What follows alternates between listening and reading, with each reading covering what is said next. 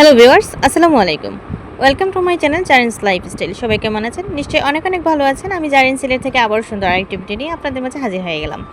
আজকের ভিডিওটি আমার কাছে অনেক বেশি স্পেশাল, কারণ এই মজাদার ডাল ভুনা রেসিপিটি আমি বানিয়েছি আমার ছোট্ট ভাই সাব্বিরের অনেক অনেক দিনের তার অনুরোধের জন্য। প্রায় 2 মাস আগে থেকেই সে আমাকে বারবার কমেন্ট করে বলছিল, আপু সহজ একটি ডাল ভুনার রেসিপি দেখান।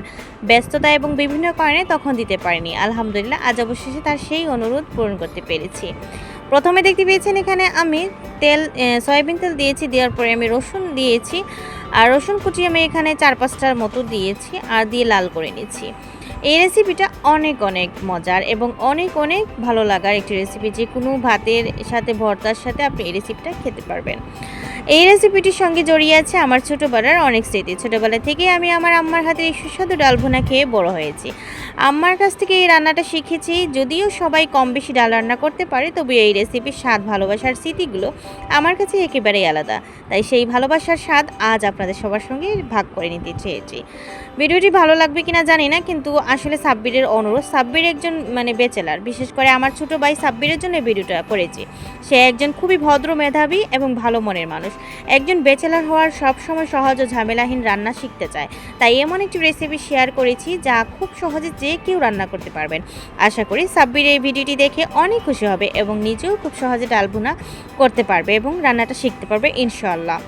দেখেছেন আমি পেঁয়াজ কুচি দিয়েছি, এখানে দিয়েছি কাঁচামরিচ কেটে। এখন আমি আদা রসুন বাটা 1 চামচ করে দিয়ে ভালো করে মশলাটা কষিয়ে নেব।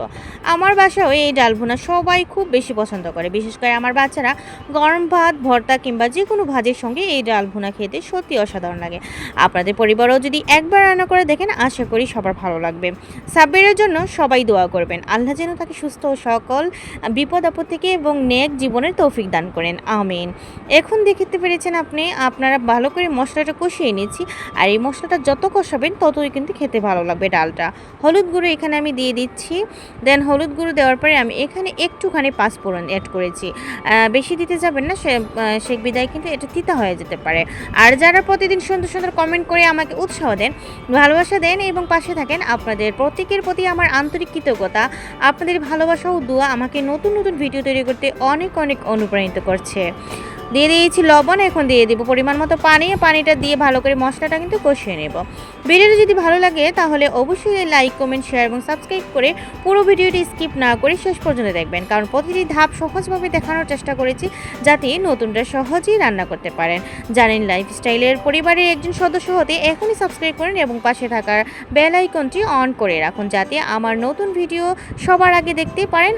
মশলাটা ভালো করে কষাতে 10 মিনিটের জন্য কিন্তু রেখে দিয়েছিলাম, আর মশলাটা কিন্তু কষানো হয়ে গিয়েছে। এখন আমি 10 থেকে 15 মিনিট যে ডালটা ভিজিয়ে রেখেছিলাম সেটাকে ভালো করে পরিষ্কার করে মসুর ডালটা দিয়ে দিয়েছি। আপনারা চাইলে এটাকে মুগ ডাল দিয়েও এভাবে রান্না করা যায়, ভালো একটা ফ্লেভার আসে, খারাপ না। আর খেসারির ডাল দিয়েও কিন্তু খাওয়া যায়, এভাবে রান্না করে ভালোই লাগে, খারাপ না। তো ভালো করে এখন মশলার সাথে ডালটা আমি কষিয়ে নিচ্ছি। আর সাব্বির, তোমার জন্য অনেক দোয়া ভালোবাসা রইল। 10 মিনিটের জন্য কিন্তু আমি কষাতে দিয়ে দিয়েছি এবং 10 মিনিট পরে কিন্তু ঢাকনাটা উঠিয়ে দেখতেছি হয়েছে কিনা। আর হয়নি, এখনও ভালো করে কষিয়ে নেব। আর সাব্বির, তোমাকে অসংখ্য ধন্যবাদ। একজন ব্যাচেলার মানুষ, তুমি এইভাবে ডাল রান্না করে খেয়ে দেখতে পারো। ডাল রান্নাটা তোমার কাছে অনেক ভালো লাগবে আশা করছি। আর সুন্দর সুন্দর মন্তব্যের জন্য সবাইকে তো অসংখ্য ধন্যবাদ জানিয়ে দিয়েছি। সবাইকে অসংখ্য ধন্যবাদ আমার পাশে থাকার জন্য এবং সবাইকে অনেক ভালোবাসা এবং দোয়া।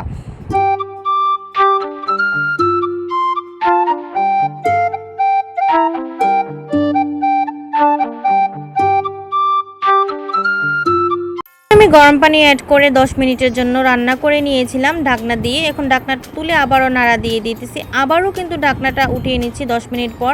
দেন ঢাকনাটা তোলার পর আমি যেটা দেখলাম সেটা হচ্ছে ডালটা একেবারে মোমের মতো গলে গিয়েছে। আর আমার আজকে এই রেসিপিটা এখানেই কিন্তু সমাপ্তি।